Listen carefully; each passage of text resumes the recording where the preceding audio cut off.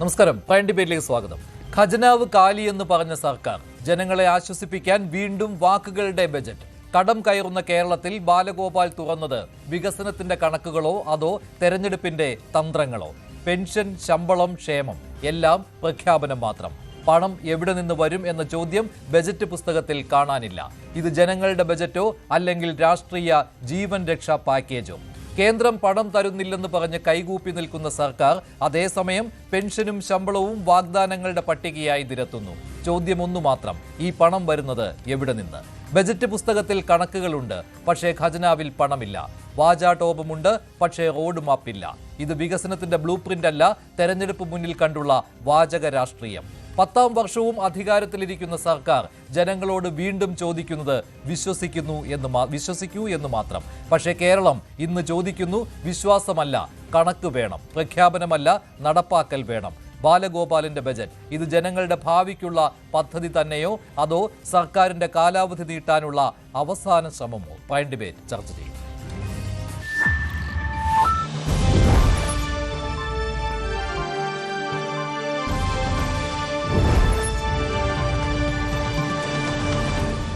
ഏറ്റവും ദൈർഘ്യമേറിയ ബജറ്റ് പ്രസംഗത്തിൽ 4ാം സ്ഥാനത്തെത്തിയിരിക്കുകയാണ് KN ബാലഗോപാൽ. 2ാം പിണറായി സർക്കാരിന്റെ അവസാന ബജറ്റ്. തെരഞ്ഞെടുപ്പിന് 2 മാസം മാത്രം അവശേഷിക്കെ ഈ ബജറ്റ് പ്രഖ്യാപനങ്ങളിൽ മാത്രമായി ഒതുങ്ങുമോ? ഈ പ്രഖ്യാപനം നടപ്പിലാക്കാൻ പണമെവിടെ? പ്രതിപക്ഷം പറയുന്നത് വരാനിരിക്കുന്ന സർക്കാരിന്റെ തലയിൽ കെട്ടിവെക്കുവാനുള്ള ബജറ്റ് എന്നാണ്. പ്രൈം ഡിബേറ്റ് ഈ വിഷയം ചർച്ച ചെയ്യുകയാണ്. ശ്രീ ശ്രീജിത്ത് പണിക്കർ, ശ്രീ മോഹൻ വർഗീസ്, ശ്രീ വസന്ത് തെങ്ങുംപള്ളി, NGO അസോസിയേഷൻ സംസ്ഥാന general secretary Shri AP Sunil, professor S Mohanakumar എന്നിവരാണ് ചേരുന്നത്. ആദ്യം ശ്രീ മോഹൻ വർഗീസ്, താങ്കൾ എങ്ങനെയാണ് കാണുന്നത്? പ്രായോഗികമായ ബജറ്റ് എന്നാണ് ബാലഗോപാലിന്റെ വിശേഷണം. ഒരു സ്വപ്ന ബഡ്ജറ്റ് അല്ല ഞാൻ അവതരിപ്പിക്കുന്നത്, വളരെ പ്രായോഗികതയുള്ള ഒരു ബഡ്ജറ്റാണ് എന്ന് പറയുകയാണ്. തെരഞ്ഞെടുപ്പിന് കേവലം 100 ദിവസങ്ങൾ മാത്രം, അല്ലെങ്കിൽ 100-ൽ പരം ദിവസങ്ങൾ മാത്രം ബാക്കിയുള്ള ഈ അവസരത്തിൽ യഥാർത്ഥത്തിൽ ആൻറ്റി ഇൻകംബൻസി, ഭരണവിരുദ്ധ വികാരമുണ്ടെങ്കിൽ അത് ശമിപ്പിക്കാനുള്ള ഏറ്റവും നല്ല വഴി എന്ന് പറയുന്നത് ഘടനാപരമായി വിവിധ വിഭാഗങ്ങളുടെ കയ്യിൽ പണം നേരിട്ടേൽപ്പിക്കാനൊക്കുമെങ്കിൽ, അങ്ങനെ അല്ല എങ്കിൽ അവരെ ചേർത്ത് പിടിക്കുന്നു എന്ന ഒരു പ്രതീതി ബഡ്ജറ്റിലൂടെ ജനറേറ്റ് ചെയ്യുക. ഇത് തന്നെയാണ് ധനമന്ത്രി ശ്രീ ബാലഗോപാൽ ഏതാണ്ട് 2 മണിക്കൂറും 55 മിനിറ്റ് എടുത്ത് വിശദമായി അവതരിപ്പിച്ച ബഡ്ജറ്റ്. ഇവിടെ ശ്രീ VD സതീശൻ ചോദിച്ച ഒരു ചോദ്യമുണ്ട്.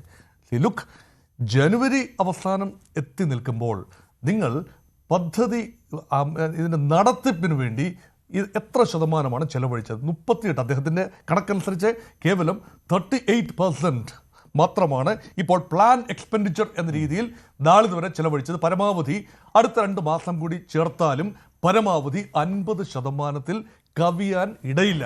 അങ്ങനെയെങ്കിൽ ഈ പ്രഖ്യാപനങ്ങൾക്ക് എന്ത് അർത്ഥം? വലിയ ധവളപത്രം തന്നെ ഇറക്കണമെന്ന് ആവശ്യം. ഒരു ധവളപത്രം തന്നെ ഗവൺമെന്റിന്റെ, അതായത് പ്രോഗ്രസ് കാർഡ്, ബഡ്ജറ്റ് ഒരു പ്രോഗ്രസ് കാർഡ് കൂടിയാണല്ലോ. KN ബാലഗോപാൽ ചെയ്ത കാര്യങ്ങളൊക്കെ തന്നെ ആ പ്രഖ്യാപനങ്ങളൊക്കെ വലിയൊരു കാര്യമെന്ന് പറയുന്നത് 90,000 കോടി രൂപയാണ് ഓൾറെഡി ക്ഷേമ പദ്ധതികൾക്കായി കഴിഞ്ഞ 10 വർഷത്തിനുള്ളിൽ ചെലവഴിച്ചത്. അപ്പോൾ UDF കാലഘട്ടത്തിൽ ചെലവഴിച്ചതിനേക്കാൾ എത്രയോ കൂടുതലാണ് എന്നൊരു നറേറ്റീവാണ്. അത് മാത്രമല്ല 62 ലക്ഷം പേരാണ് ക്ഷേമ പദ്ധതികളുടെ, അതായത് 2,000 രൂപ വാങ്ങുന്ന മാസം കിട്ടുന്ന 62 ലക്ഷം പേർ. പിന്നീട് അഡീഷണലായി ഒരു 31 ലക്ഷം പേര് കൂടിയുണ്ട് 1000 രൂപ കാറ്റഗറി, അതായത് ഈ മറ്റ് ക്ഷേമ പദ്ധതികളിലെങ്ങും ഉൾപ്പെടാതെ ഇരിക്കുന്ന ആളുകളെ സംബന്ധിച്ചിടത്തോളം അവർക്കും ഉണ്ട് 1000 രൂപ. അതെല്ലാം കൂടെ ചേർത്ത് വരുമ്പോൾ ഏതാണ്ട് 1 കോടിയോളം സംസ്ഥാനത്തെ സംവിധായകരുടെ 1/3 ടച്ച് ചെയ്യുന്ന, നേരിട്ട് അവരുടെ അക്കൗണ്ടിൽ പണം എത്തുമ്പോൾ യഥാർത്ഥത്തിൽ എന്തിന് അമാന്തിക്കണം? അത് നൽകുന്ന ഗവൺമെൻറ്റിന് എന്തുകൊണ്ട് വോട്ട് ചെയ്തുകൂടാ എന്നൊരു യുക്തി, അതിൽ ലളിത യുക്തിയാണോ അതോ കുറച്ചുകൂടി ആഴത്തിൽ ചിന്തിക്കുന്ന കേരള സമൂഹത്തിലെ വോട്ടർമാരാണോ എന്നതാണ് ചോദ്യം. ഇവിടെ നോക്കൂ, വലിയ രീതിയിലുള്ള പ്രഖ്യാപനങ്ങളൊന്നും ഉണ്ടായില്ല. ഉദ്ദേശിച്ച പ്രഖ്യാപനം എന്ന് പറയുന്നത് യഥാർത്ഥത്തിൽ ക്ഷേമ പെൻഷൻ കൂട്ടുക, 2000-ൽ നിന്നും ഏറെ വർദ്ധിപ്പിക്കുക, 2500. അത് പോൾ പ്രോമിസ് ആയിരുന്നു കഴിഞ്ഞ തവണ, അതുണ്ടായില്ല. പക്ഷേ തദ്ദേശ തെരഞ്ഞെടുപ്പിന് മുൻപ് പെട്ടെന്ന് കൂട്ടിയതുമാണ്. പെട്ടെന്ന് 400 രൂപ കൂട്ടി. അതേസമയം അംഗൻവാടി വർക്കർമാരുടെയും ആശാ വർക്കർമാരുടെയും വേതനത്തിൽ 1000 രൂപയുടെ പ്രതിമാസ വർധനയുണ്ടായി എന്നത് തീർച്ചയായും 2 പ്രാവശ്യമായി വർദ്ധിച്ചപ്പോൾ ഒരു ന്യായമെന്ന് തോന്നാവുന്ന രീതിയിൽ അവർ ഇത്രയും പ്രക്ഷോഭം നടത്തി ഉടനടി വർദ്ധിപ്പിച്ചില്ല എങ്കിലും 2 ഘട്ടങ്ങളായി വർദ്ധിപ്പിച്ചു. അത് മേന്മയുള്ളതായിട്ട് തോന്നാം. അത് മാത്രമല്ല, ഇതിനകത്തൊരു പൂർണ്ണമായി ഇതൊരു നിരാശപ്പെടുത്തുന്ന ബഡ്ജറ്റ് എന്ന് പറയാനാവില്ല. കാരണം ഇതിൽ അടിസ്ഥാന സൗകര്യത്തിന് കാര്യമായ ഊന്നൽ നൽകുന്നതായി കാണുന്നു. അതിലൊരു കാര്യമെന്ന് പറഞ്ഞാൽ വിഴിഞ്ഞം, ചവറ, കൊച്ചി ആ ഒരു മേഖലയെ ബന്ധിപ്പിച്ചുകൊണ്ട് പിന്നെ അത് റിസോഴ്സ് റിച്ച് ഒരു മേഖലയാണ്. പ്രത്യേകിച്ച് കരിമണൽ മേഖല ഉൾപ്പെടെ ഉണ്ടാകുന്നതാണ്. അതുകൊണ്ട് റെയർ എർത്ത് കോറിഡോർ എന്ന രൂപത്തിൽ കേരളത്തിന് വലിയ സമ്പത്താണ്. തീരദേശ മേഖലയിലെ റെയർ എർത്ത് സമ്പത്തിനെ പരമാവധി ക്യാപിറ്റലൈസ് ചെയ്യാനും അതിൻ്റെ മൊബിലിറ്റി ഉറപ്പുവരുത്താനുമുള്ള ഒരു പദ്ധതി.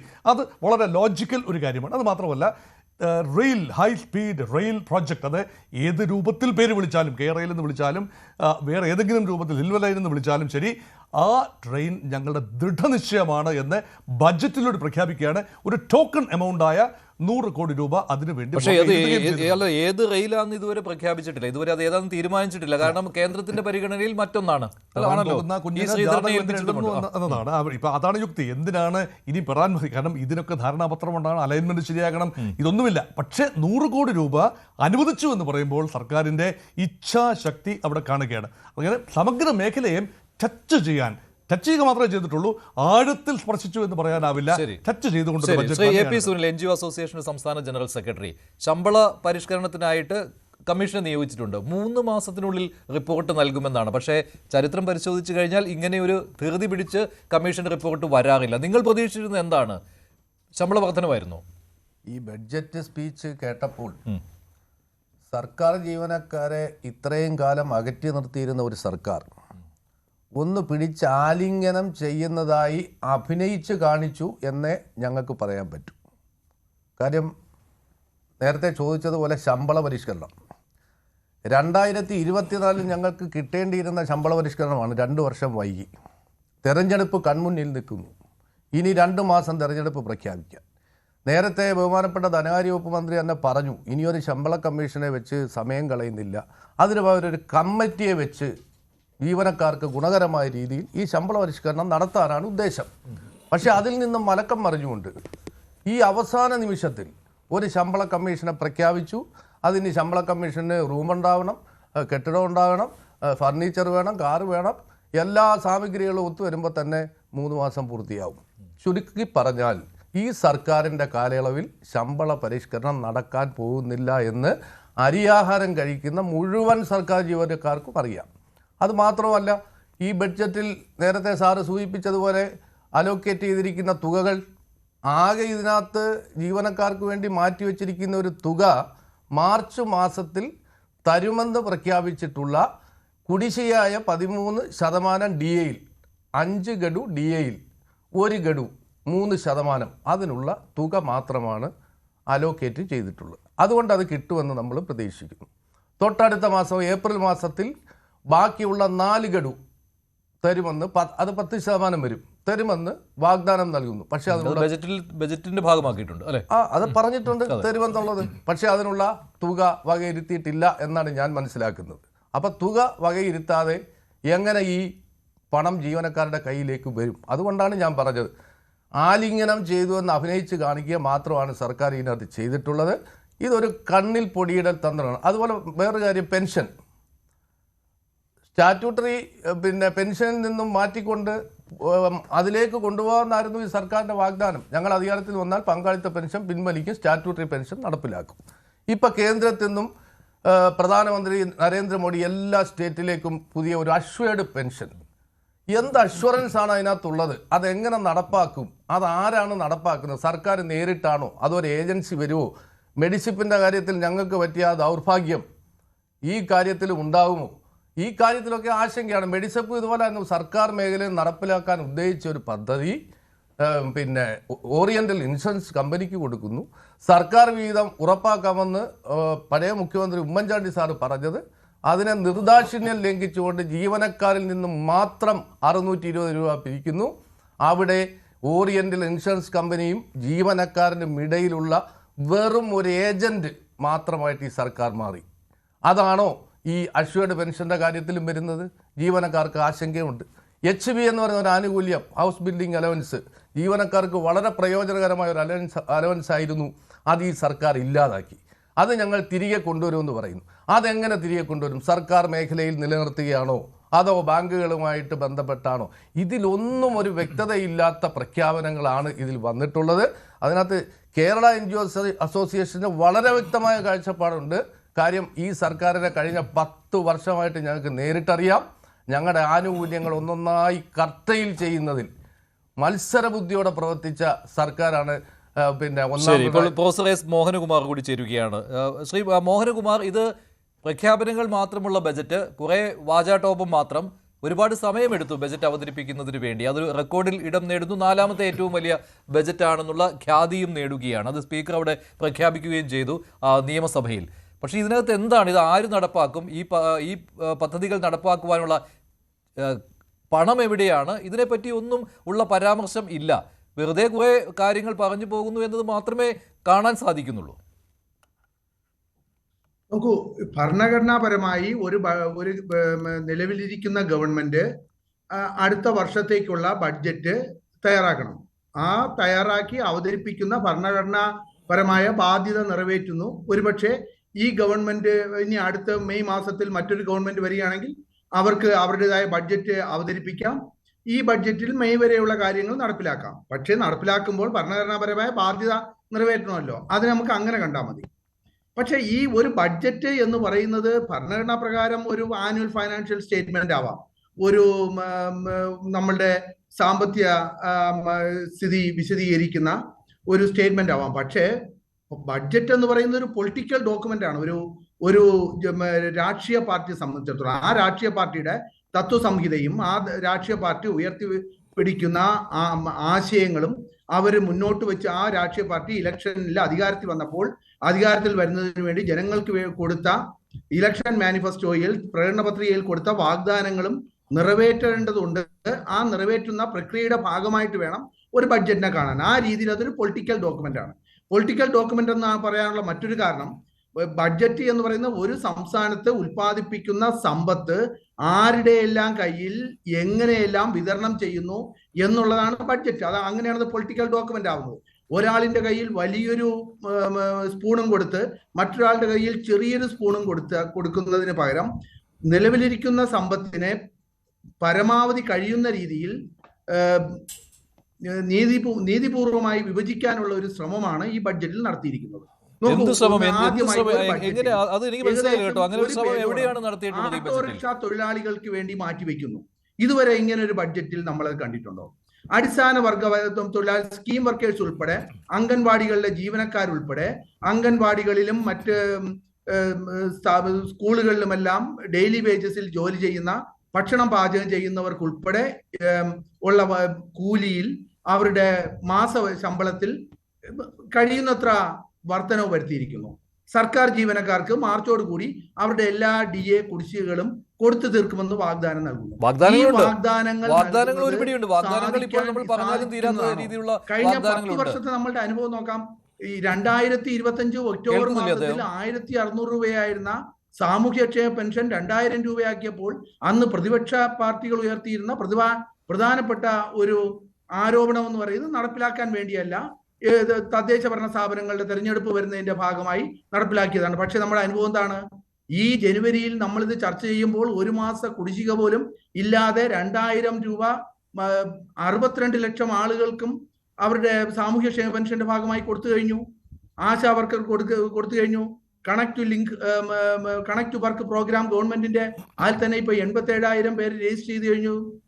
30 വയസ്സിന് താഴെയുള്ള ആളുകൾക്ക് വിദ്യാഭ്യാസം പരിശീലനത്തിന് വേണ്ടി കൊടുക്കുന്ന പൈസ, 31 ലക്ഷം വനിതകൾക്ക് വേണ്ടി 1000 രൂപ മാസം കൊടുക്കുമെന്ന് പറഞ്ഞത് ഏകദേശം 16 ലക്ഷം വനിതകളെ രജിസ്റ്റർ ചെയ്തു. ആ പ്രോഗ്രാം നടക്കുകയാണ്.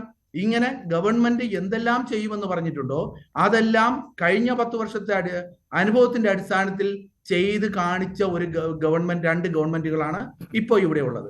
അതുകൊണ്ട് ഒരു കാരണവശാലും ഇത് നടപ്പിലാക്കില്ല എന്നുള്ള ഒരു തെറ്റിദ്ധാരണയും നമുക്ക് വേണ്ട. ശരി, ശ്രീ മോഹനകുമാർ, ശരി, താങ്കളിലേക്ക് വരാം. ശ്രീ പണിക്കർ, ഇനിയിപ്പോൾ അടുത്ത സർക്കാർ ആരുടേതായാലും, UDF-ന്റേതായാലും LDF-ന്റേതായാലും ബാലഗോപാൽ നൽകുന്ന ഉറപ്പ് ഞങ്ങളുടെ സർക്കാർ വന്നു കഴിഞ്ഞാൽ ഇത് നടപ്പാക്കി കാണിക്കുമെന്നുള്ളതാണ്. ശ്രീ മോഹൻകുമാർ പറയുന്നത് കഴിഞ്ഞ 10 വർഷത്തെ ചരിത്രം പരിശോധിച്ചാൽ, കാലം പരിശോധിച്ചാൽ അത് ശരിയാണ് എന്നുമാണ്. പക്ഷേ ഈ ബജറ്റ് വായിച്ചു നോക്കിയാൽ ഇത് കുറെ പ്രഖ്യാപനങ്ങളുടെ ഒരു കൂമ്പാരം എന്നല്ലാതെ മറ്റൊന്നും കാണുന്നില്ല. ശ്രീ മഞ്ജുഷ്, ഇത് ഒരു ബജറ്റ് എന്ന രീതിയിലത്തേക്കല്ല അതിനെ കാണേണ്ടത്. അതിനെ ഒരു LDFിൻ്റെ സംയുക്ത പ്രകടന പത്രിക എന്ന രീതിയിലത്തേക്ക് വേണം കാണാൻ. കാരണം അതിൽ പറഞ്ഞിരിക്കുന്നതെല്ലാം വാഗ്ദാനങ്ങളാണ്. ആ വാഗ്ദാനങ്ങൾ നിറവേറ്റുന്നതിനുള്ള അക്കൗണ്ടബിലിറ്റി അവർക്ക് എത്രത്തോളമാണ് എന്നതിനെക്കുറിച്ച് നമുക്കറിയാം. ഇമ്മിനൻ്റ് ആയിട്ടുള്ള ഒരു തെരഞ്ഞെടുപ്പ് വരുന്ന സമയത്ത് ഇതിൽ പറയുന്ന കാര്യങ്ങളൊക്കെ തന്നെ അടുത്ത സർക്കാരിൻ്റെ ഒരു ബാധ്യത. അത് LDFിൻ്റെ ഭരണം തുടരുകയാണെങ്കിൽ അവരുടേത്, അതല്ല എങ്കിൽ പുതുതായിട്ട് വരുന്ന ഒരു സർക്കാരിൻ്റെ ബാധ്യത എന്ന രീതിയിൽ പോലും കാണാനായിട്ട് കഴിയില്ല. കാരണം പുതുതായിട്ടൊരു സർക്കാർ വരുന്ന സമയത്ത് അവർക്ക് ഇതിൽ വേണ്ടുന്ന തരത്തിലുള്ള ഭേദഗതികളെല്ലാം വരുത്തിക്കൊണ്ട് അവർക്ക് റിവൈസ്ഡ് ആയിട്ടുള്ള ഒരു ബജറ്റ് അവതരിപ്പിക്കാനുള്ള എല്ലാവിധ സാധ്യതകളുണ്ട്. അതുകൊണ്ട് എന്താ ചെയ്തിരിക്കുന്നത്, വിവിധ വിഭാഗങ്ങളിൽ എവിടെയൊക്കെയാണോ വോട്ട് വരാനായിട്ട് സാധ്യതയുള്ളത് ആ വിഭാഗങ്ങളെയെല്ലാം പ്രത്യേകമായിട്ട് കണ്ട് അവർക്ക് ഓരോ തരത്തിലുള്ള ആനുകൂല്യങ്ങൾ പ്രഖ്യാപിക്കുകയാണ്. ഇപ്പോൾ പറയുന്നത് നമ്മൾ കേട്ടു, ഓട്ടോറിക്ഷ തൊഴിലാളികൾക്ക് മുമ്പ് ഏതെങ്കിലും ഒരു ബജറ്റിൽ എന്തെങ്കിലും തരത്തിലുള്ള ഒരു പ്രത്യേക ആനുകൂല്യം പറഞ്ഞിരുന്നുണ്ടോ? അതുതന്നെയാണ് ചോദ്യം. നമ്മൾ ആ ചോദ്യം ഈ ഘട്ടത്തിൽ തിരിച്ചാണ് ചോദിക്കേണ്ടത്. കഴിഞ്ഞ 8-9 വർഷമായിട്ട് ഇവിടെ ഓട്ടോറിക്ഷ തൊഴിലാളികൾ ഉണ്ടായിരുന്നു. അവർ ഇന്നലെ ഉണ്ടായിരിക്കുന്ന ഒരു കമ്മ്യൂണിറ്റി അല്ല. അപ്പോൾ അവർക്ക് കഴിഞ്ഞ ബജറ്റിൽ പോലും ഇല്ലാതിരുന്ന ഒരു കാര്യം ഇത്തവണ ഒരു ആനുകൂല്യമായിട്ട് പ്രഖ്യാപിക്കുന്നുണ്ട് എങ്കിൽ, അങ്ങനെ ഏതു വിഭാഗത്തിലും അങ്ങനെ പ്രഖ്യാപിക്കുന്നുണ്ട് എങ്കിൽ അതിനർത്ഥം അവരുടെ വോട്ട് ആൾക്കാരിലേക്ക്, ഈ പാർട്ടിയിലേക്ക് കൊണ്ടുവരുന്നതിന് വേണ്ടി അവരെ കജോൾ ചെയ്യുന്നതിനുള്ള ഒരു ഗിമ്മിക്ക് എന്ന രീതിയിലാണ് അതിനെ കാണേണ്ടത്. ഇത് പ്രഖ്യാപനങ്ങൾ മാത്രമാണ്. വളരെ വലിയ രീതിയിലത്തേക്കുള്ള പ്രഖ്യാപനങ്ങൾ നടത്തുക എന്നതിനപ്പുറത്തേക്ക് ഇതിൻ്റെ വരവും ചെലവും തന്നെ നോക്കിയാൽ മതി. അങ്ങനെയാണെങ്കിൽ ഈ സർക്കാർ എവിടെ നിന്നാണ് ഇതുമായി ബന്ധപ്പെട്ട പണം കൊണ്ടുവരിക? ഇപ്പോൾ നമുക്കറിയാമല്ലോ, റവന്യൂ വരവ് 1.82 ലക്ഷം കോടി രൂപ, ചെലവ് 2.4 ലക്ഷം കോടി രൂപ എന്ന് വെച്ച് കഴിഞ്ഞാൽ തന്നെ എത്രത്തോളം പണമാണ് വരേണ്ടത്? അത് വരുന്ന സോഴ്സ് ഏതാണ്? തനതായിട്ടുള്ള ഏതെങ്കിലും രീതിയിലത്തേക്കുള്ള ധനാഗമ മാർഗമുണ്ടോ?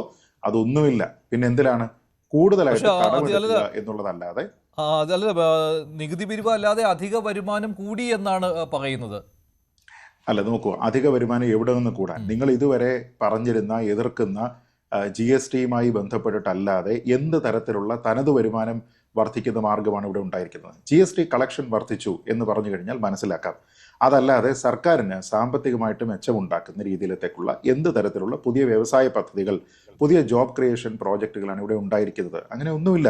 ഇതൊക്കെ ഈ കേവലം മറ്റേ തട്ടുകടയും വഴിയിലിരിക്കുന്ന കടയും മുറുക്കാൻ കടയും എല്ലാം ചേർത്തുകൊണ്ട് നമ്മളിവിടെ 3 ലക്ഷം പുതിയ ബിസിനസ് ഉണ്ടായി എന്ന് പറയുന്നത് പോലെയാണ്. ആനുപാതികമായിട്ടുള്ള ഒരു തരത്തിലുള്ള വർധനയും ഇവിടെ സർക്കാരിൻ്റെ തനത് വരുമാനത്തിൽ ഉണ്ടായിരിക്കുന്നില്ല എന്നുള്ളത് എല്ലാവർക്കും അറിയാവുന്ന കാര്യമാണ്.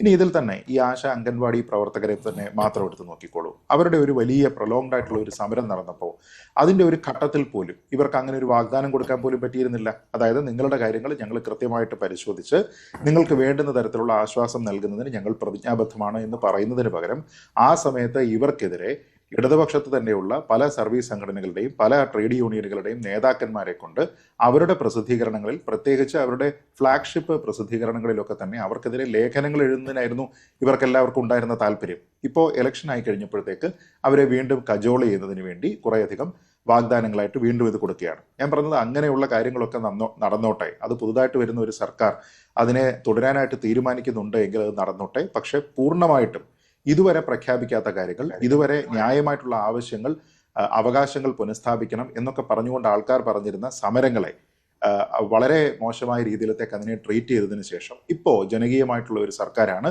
എല്ലാവർക്കും വേണ്ടുന്ന നയങ്ങൾ ഞങ്ങൾ ഇവിടെ കൊണ്ടുവരുന്നു എന്ന് പറയുമ്പോൾ ഇന്നത്തെ തീയതി എല്ലാവരും നോക്കി വെക്കണം. ഇത് ജനുവരി 29 ഏതാനും ആഴ്ചകൾ കഴിയുമ്പോഴേക്ക് ഇവിടെ തെരഞ്ഞെടുപ്പ് വിജ്ഞാപനം, അതിൻ്റെ ചട്ടമിറങ്ങും. അതോടുകൂടി model code of conduct kick in ചെയ്യും.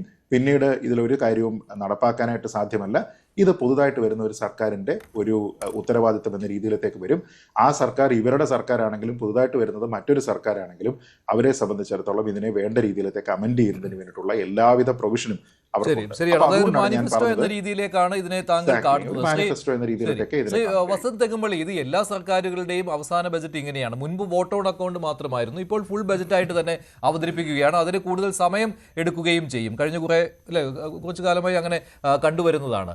പക്ഷേ ഇവിടെ നിങ്ങൾ എന്തു പറഞ്ഞാൽ, ഇപ്പോൾ നിങ്ങൾ അവകാശപ്പെടുന്നത് ഇത് UDF സർക്കാർ നടപ്പിലാക്കേണ്ട കാര്യങ്ങളാണ്, ഞങ്ങളുടെ തലയിൽ കെട്ടിവെക്കുന്ന ബജറ്റാണ് എന്നൊക്കെ പറയുമ്പോൾ നിങ്ങൾ അധികാരത്തിൽ വരുന്നു എന്നുള്ളൊരു തോന്നൽ, ഒരു പ്രതീതി ഉണ്ടാക്കാൻ വേണ്ടിയാണ്. അതിൻ്റെയും ആവശ്യമില്ല. കാരണം നിങ്ങൾ അധികാരത്തിൽ വരുമ്പോൾ ബജറ്റ് വീണ്ടും അവതരിപ്പിക്കുന്നുണ്ട്. പുതിയ സർക്കാർ അധികാരത്തിൽ വരുമ്പോൾ നിങ്ങളാണ് എങ്കിൽ അപ്പോൾ നിങ്ങളും അതിനെ രാഷ്ട്രീയമായിട്ട് തന്നെ കാണുകയാണ്, ഒരു തെരഞ്ഞെടുപ്പ് തന്ത്രമായിട്ട് മറുതന്ത്രമായിട്ട് ഇതിനെ ഉപയോഗിക്കാൻ പോവുകയാണ്. അല്ലല്ലോ, ഞങ്ങൾ പറഞ്ഞ എന്താ, ഈ ബഡ്ജറ്റ് അക്ഷരാർത്ഥത്തിൽ യാതൊരു ബേസും ഇല്ലാത്ത ബേസ്ലെസ് ബഡ്ജറ്റാണ് എന്ന് പറയുന്നതിനോടൊപ്പം 2026-27 വർഷത്തെ, അതായത് ഈ വരാൻ പോകുന്ന ധനകാര്യ വർഷത്തെ ബഡ്ജറ്റ് UDFന്റെ ധനമന്ത്രി അവതരിപ്പിക്കുമെന്നാണ് പറഞ്ഞത്. അതായത് ഞങ്ങൾ പുതിയ ബഡ്ജറ്റ് കൊണ്ടുവരും എന്ന് തന്നെയാണ് പറഞ്ഞത്.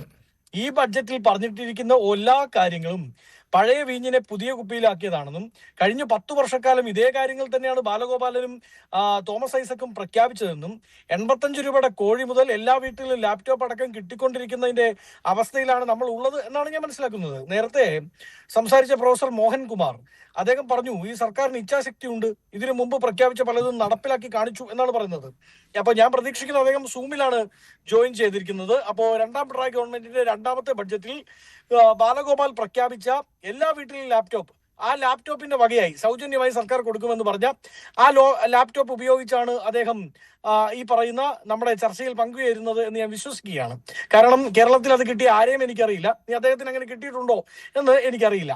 ഇന്ന് രാവിലെ തൊട്ടിരിക്കുന്ന പല ചർച്ചകളിലുമുള്ള പ്രതിനിധികളോട് ഞാൻ ചോദിച്ചു, നിങ്ങളുടെ എല്ലാം വീട്ടിൽ, ഇടതുപക്ഷത്തിന്റെ നേതാക്കളുടെ എല്ലാം വീട്ടിൽ ചിക്കൻ കറിയോട് അത്രമാത്രം എതിർപ്പുള്ള ആർക്കും ഉണ്ടാവുമെന്ന് പ്രതീക്ഷിക്കുന്നില്ലല്ലോ. അപ്പോൾ ഏറ്റവും കുറഞ്ഞ ഒരു മാസത്തിനിടയിൽ ഒരു തവണയെങ്കിലും ചിക്കൻ കറി ഉണ്ടാക്കിയിട്ടുണ്ടാവും. അത് ഈ ബാലഗോപാലിന്റെ 85 രൂപയുടെ ചിക്കൻ കിട്ടുന്ന ഏത് കടയാണുള്ളത് എന്ന് പറഞ്ഞാൽ അവിടെ പോയി കുറച്ച് ചിക്കൻ മേടിച്ച് കഴിക്കാമായിരുന്നു എന്ന് ഞാൻ പ്രതീക്ഷിക്കുകയാണ്. കാരണം 2 മാസം കഴിയുമ്പോൾ ഈസ്റ്ററൊക്കെ വരികയാണല്ലോ. അപ്പൊ ഈസ്റ്ററിന് കുറച്ച് ചിക്കൻ മേടിക്കണമെങ്കിൽ ഈ 85 രൂപയുടെ തോമസ് ഐസക്കിന്റെ ചിക്കൻ അതെവിടെ കിട്ടും എന്ന് കൂടി പറഞ്ഞാൽ മതി. ഒരുപക്ഷെ ഇത് തമാശയായി തോന്നുമെങ്കിലും ഇത് കേരളത്തിന്റെ നേർസാക്ഷ്യമാണ്. ഇവർ പറഞ്ഞ പല കാര്യങ്ങളും നടപ്പിലായിട്ടില്ല എന്നതിന്റെ സത്യമാണ്. നോക്കൂ, ഈ ബഡ്ജറ്റിൽ ഈ പറയുന്ന വന്യജീവി ആക്രമണവുമായി ബന്ധപ്പെട്ട സുരക്ഷയ്ക്ക് വേണ്ടി 100 കോടി രൂപ മാറ്റിവെച്ചിരിക്കുന്നു. കഴിഞ്ഞ ബഡ്ജറ്റിൽ എത്രയാണ് മാറ്റിവെച്ചത്? 70 കോടി രൂപ. അതിന് മുമ്പത്തെ ബഡ്ജറ്റിലോ 56 കോടി രൂപ. ഈ 70 കോടിയിൽ എത്രമാത്രം ഉപയോഗിച്ചു? 40% ഉപയോഗിച്ചു. കേന്ദ്രം കൊടുത്ത എത്രയാ? 400 കോടി. എത്ര ലാപ്സായി? ആ കേന്ദ്രം കൊടുത്ത 400 കോടിയിൽ 25 ലക്ഷം മാത്രമാണ് ഉപയോഗിച്ചത്. ബാക്കി 395 കോടി രൂപ, 375 കോടി രൂപയും എന്ത് ചെയ്തു? തിരിച്ചു കൊടുക്കേണ്ടി വന്നു സർക്കാരിന്.